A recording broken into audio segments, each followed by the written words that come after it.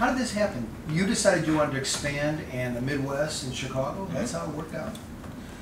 Well, I mean, the genesis of the whole thing is that, I mean, going way back before any thinking, you know, is that Chicago is a real important market for us. Our brand has done so well here and in Manhattan and these really intense urban areas that it's always been a surprising thing, you know. And you know, I was born here, right? Yeah, I was here. And I design labels on my Mac. I write all the copy. I write until just recently. I write all the beers, all the brew recipes. So, you know, in a funny way, it's like, you know, the idea of you know, that you are of a place. I think that from the very beginning we've been a Chicago brewery in Northern California, and it took us a while to kind of earn you know, earn our relationship with the region there, maybe longer than you might have thought it would otherwise. What was it made you a Chicago brewery? I have no idea. What was about the culture or what you were doing?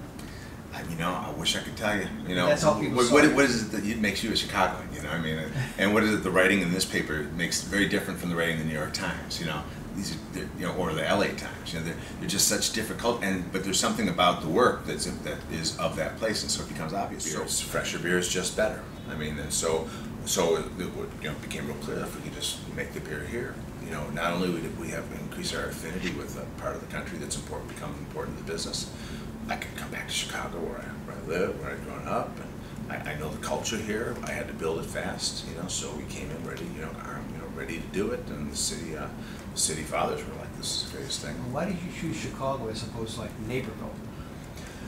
For two reasons. Number one, you know, it's Chicago. I mean, this is, you know, I mean, you know, if you take this, you take a look at that label. It says, you know, Lagunitas Brewing Company, brewed and bottled. Brewed and bottled is a line that's important on every label. The thing that's important to grasp is that for a brewer, the distributor is your customer. That's where the money's going to come from.